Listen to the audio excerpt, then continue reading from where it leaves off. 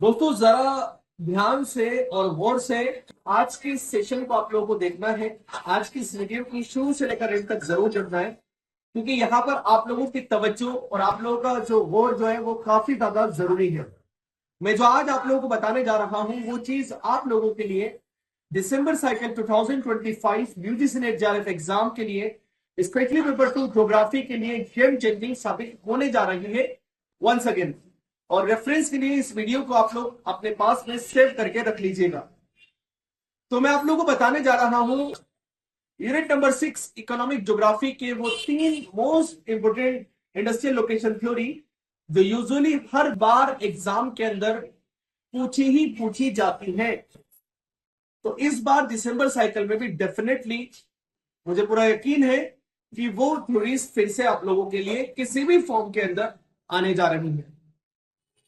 तो बात करते हैं उन 3 थ्योरीज की, जिनमें नंबर फर्स्ट है हम लोगों की वॉन थुनेन की agriculture use theory, agriculture land use theory, जिसके अंदर वॉन थुनेन ने एग्रीकल्चर लैंड को 5 अलग अलग जोन्स के अंदर डिवाइड किया है, जो कि 1826 के अंदर इंडस्ट्रियल लोकेशन थ्योरीज के अंदर सबसे पहली थ्योरी जो है वो मानी जाती है। इसके बाद के अंदर हम लोग थ्योरी नंबर 2 के ऊपर चले तो वो है हम लोगों की वेबर की इंडस्ट्रियल लोकेशन थ्योरी, जिसको कि हम लोग मिनिमम कॉस्ट थ्योरी के नाम से भी जानते हैं।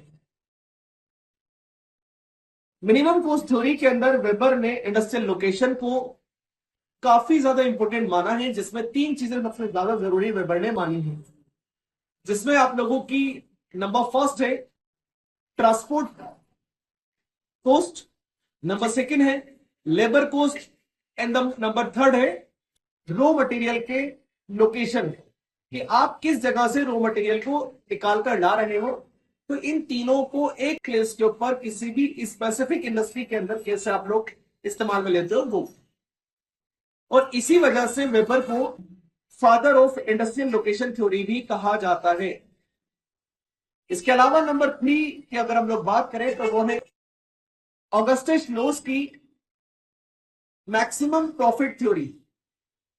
ऑगस्टस नोस ने इंडस्ट्रियल लोकेशन थ्योरी के अंदर यह कहा है कि मिनिमम कॉस्ट ही सिर्फ मकसद नहीं होता है किसी भी इंडस्ट्री को सेटअप करने का, बल्कि मैक्सिमम प्रॉफिट कैसे अर्न किया जाए वो भी सबसे इंपॉर्टेंट फैक्टर होता है। और ये थ्योरी 1940 के अंदर दी गई थ्योरी थी, जिस थ्योरी ने काफी ज्यादा रेवोल्यूशनाइज किया था उस टाइम पर जो एग्जिस्टिंग इंडस्ट्रियल लोकेशन थ्योरीज थी उनको। तो इन 3 थ्योरीज से रिलेटेड क्वेश्चंस हर बार एग्जाम के अंदर आते ही आते हैं। तो एक बार दोबारा से मैं रिवाइज कर रहा हूं, आप लोग ध्यान रखिएगा, ध्यान से सुनिएगा। Number first von Thunen agriculture land use theory, जो कि 1826 के अंदर दी गई थी। उसके अंदर 5 अलग अलग जोन्स बताए गए थे। नंबर सेकंड है हम लोगों की वेबर की लीस्ट कॉस्ट थ्योरी, जिसके अंदर वेबर ने किस तरीके से इंडस्ट्री को सेटअप किया जाए कि उसकी जो कॉस्ट बनकर निकले, जो प्रोडक्ट आप लोग बना रहे हो वो प्रोडक्ट वो गुड्स सबसे सस्ती रेट पर आपको पड़े और मार्केट में वो हाई डिमांड के ऊपर बिके, वो सेकंड थ्योरी।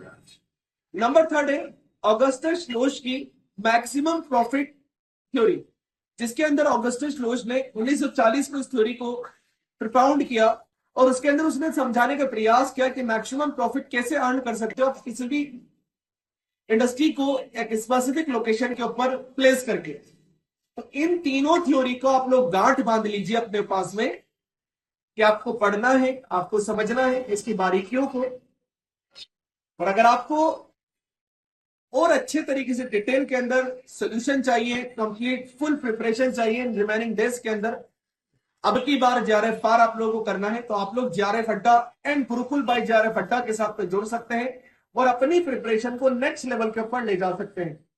और इस चीज को ध्यान रखना है आप लोगों को, और ये आप लोगों को मान लेना है, ये आप लोगों को जान लेना है कि अगर आप लोगों ने ये ठान लिया तो अब की बार जेआरएफ पार ये आपका ही सपना नहीं है बल्कि हमारा भी इरादा है। इसलिए यहां पर सिलेक्शन पेज आप लोगों के लिए चलाए जा रहे हैं जेआरएफ अड्डा की साइड से। आप लोग जुड़ सकते हैं उन बैचेस के अंदर और अपनी प्रिपरेशन को अगले लेवल के साथ में स्ट्रॉन्ग तरीके से पूरा कर सकते हैं, स्ट्रेंथनिंग कर सकते हैं। तो मिलते हैं हम लोग इसी तरीके के नेक्स्ट सेशन, नेक्स्ट वीडियो के अंदर, जिसके अंदर हम लोग 3 इंपॉर्टेंट चीजों के बारे में हर यूनिट की बात करने वाले हैं। तब तक के लिए दोस्तों मिलते हैं ब्रेक के बाद। धन्यवाद।